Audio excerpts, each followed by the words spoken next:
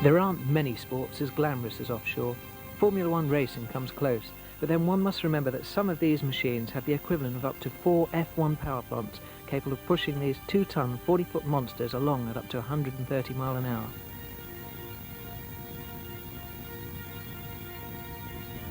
It's a sport in which you can rub shoulders with the rich, the famous, and if you really want to, the oily mechanics.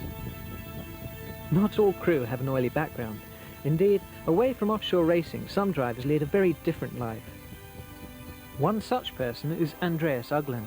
When out of his racing uniform, he's a director of one of the world's biggest shipping companies.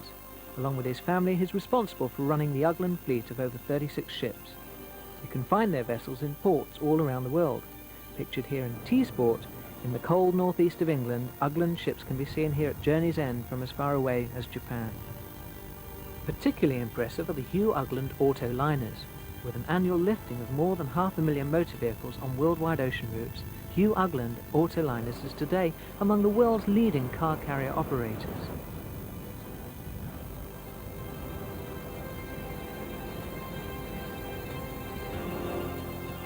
The Norwegian parent company, Andreas Ugland & Sons, is one of Norway's leading ship-owning companies, with tankers, bulk carriers, large car carriers and offshore oil marine vessels amongst its fleet.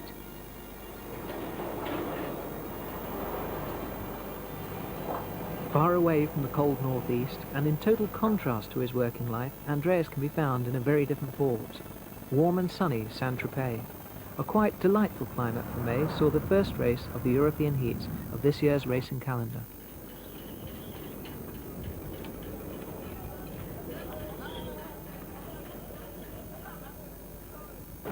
The turnout for Class 1 was especially good, with some 33 boats all sporting radical hull design changes that have taken place during the winter. Following the tragic death of Stefano Casaraghi in Monaco last October, the governing body of offshore powerboat racing, the UIM, ruled that any catamaran would have to race with seated crews, canopies, 5-point harnesses and oxygen where necessary.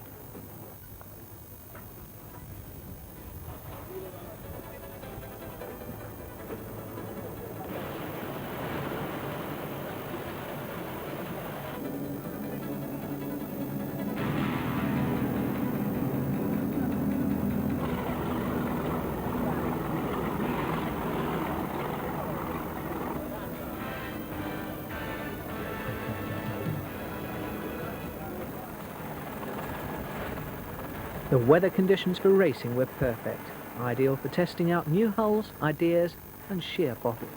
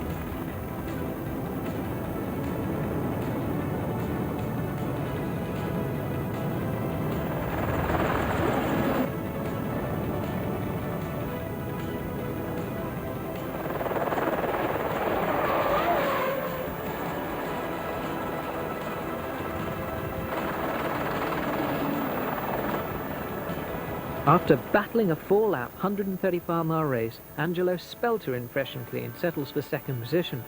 But family blood was to stay in front when his own son, Damiano Spelter in GP Pedrini, was to hold the lead and take first place from his own father, setting a trend due to continue in this year's racing calendar.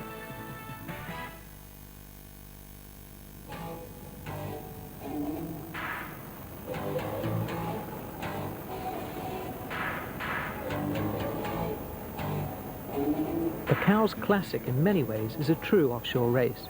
There are no laps. Quite simply, it's the fastest boat from Cowes and the Isle of Wight to Torquay and back that takes the checkered flag. With a distance of over 200 miles and an approximate race time of 3 hours, that's some going. Powerboat enthusiasts regularly flock to the Solent.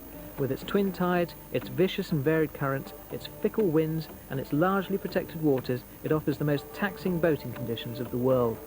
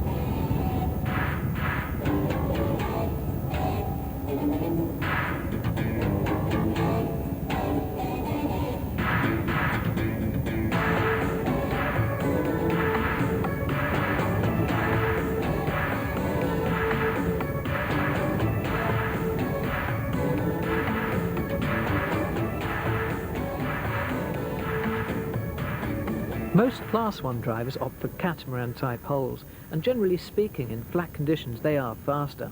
Monohulls, on the other hand, prefer rougher conditions. One such boat is Fiat Uno. For us, it's without doubt. I mean, it's better in the rough. Since it's a V hull compared to the catamarans, the rougher the better for us in reality.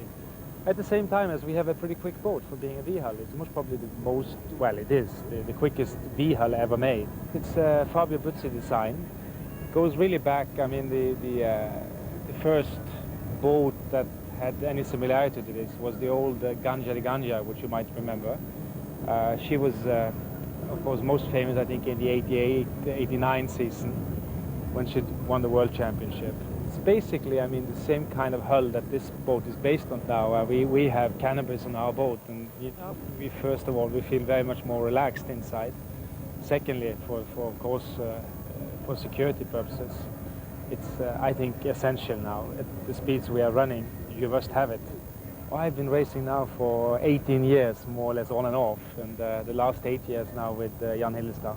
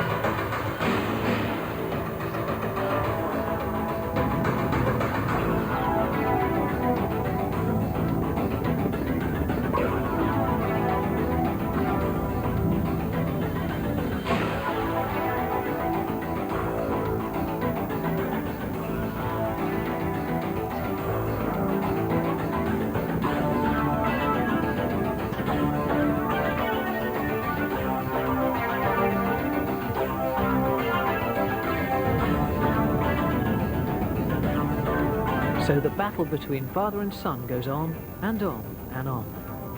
Angela Spelter takes the season, but in a fatherly gesture lets his son take the final race.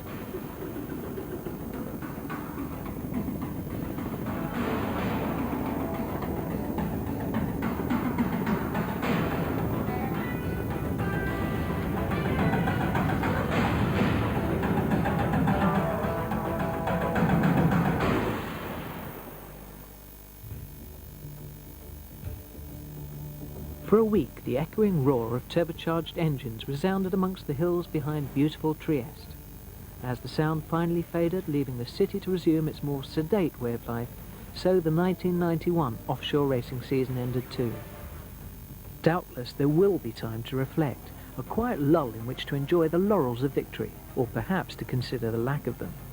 But even before the majestic roar of engines died, plans were being laid for 1992. A new beginning, a change of fortunes, a fresh charge of optimism, a new season for the fastest raceboat in the world.